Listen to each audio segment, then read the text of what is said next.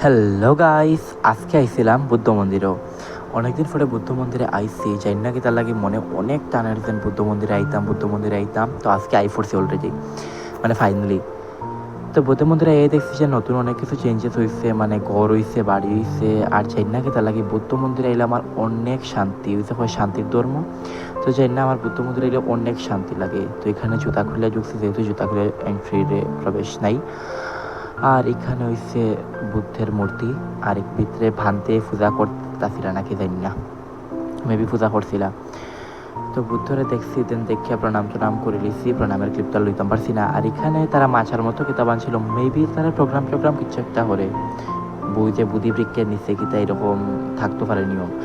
আর এটা হচ্ছে একদম 360 ডিগ্রি ভিউ বুদ্ধ মন্দিরের, একদম ফ্রন্ট টু ব্যাক। এখানে মনে কোনো প্রোগ্রাম হয়েছিল, দেড় লাগে চেয়ার আনা হয়েছে, এখানে ভান্তেরা আসলো। তো দেখি